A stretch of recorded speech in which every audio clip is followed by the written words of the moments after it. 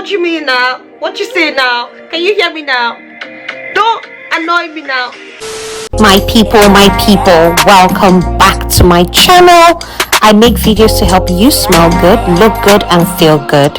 It's Miss Prissy, baby. Please subscribe, I'm hungry. Hey sister girl, welcome back to the channel. If you're not already subscribed, go ahead and smash that subscribe button and become part of the family. In today's video, I will be talking about signs to know whether you're a fragrance lover or if you have a fragrance shopping addiction. Now, these are two entirely different things. Being a fragrance lover does not necessarily make you a perfume professor. You can also be a hobbyist, so somebody who just enjoys fragrances. If you want to know the telltale signs to know whether you're a fragrance lover or if you have a fragrance shopping addiction, without further ado, let's get right into the video.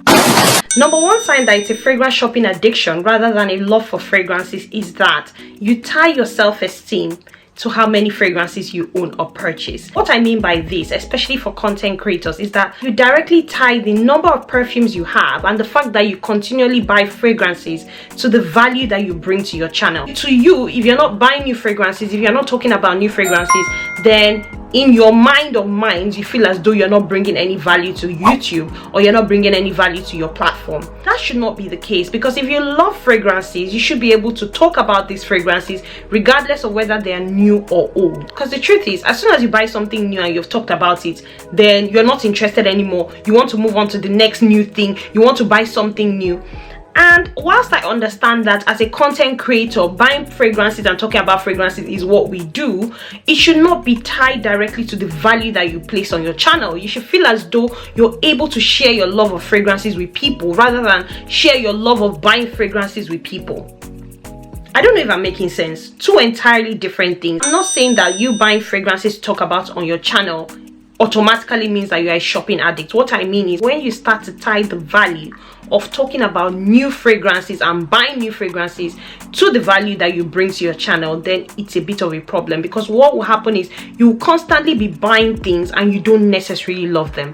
And at that point, the question is, do you actually love fragrances, or do you just love talking about fragrances, or do you just love buying fragrances? Number two is when you start to compromise your standard of living so that you can bring in new fragrances. You should be able to welcome fragrances into your collection and feel love and peace even after welcoming these fragrances into your collection. It shouldn't get to a point where you're compromising paying your bills, borrowing money, going on payment plans to just buy fragrances. If it's just a love for fragrances, those fragrances should come into your collection and you should still feel happiness. You shouldn't be feeling anxiety about, oh my god, the bills, can I afford this? Or, oh, I'm having to drop my standard of living so that I can have and own this new fragrance.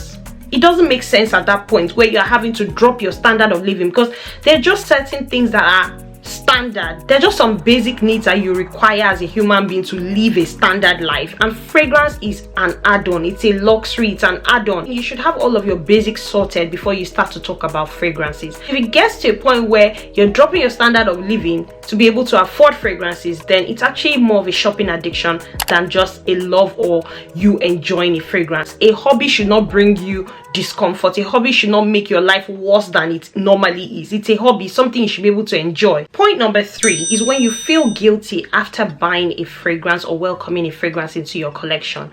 If you love fragrances, then the fragrances you should be welcoming to your collection are fragrances that you love, not fragrances that bring you regret or guilt. So if you're feeling guilty because you felt like you should not have bought the fragrance, or you feel guilty because you do not like the fragrance and you feel as though, oh, you are stuck with it, then it has actually become more of a shopping addiction than a love for fragrances. If you love fragrances, you should have fragrances that you love, that you like, that you enjoy. If it's just a love for fragrances, then you should feel happy, you should feel positive feelings for a long term rather than feeling guilty after welcoming a fragrance into your collection. Number four is when you start buying fragrances as a secret.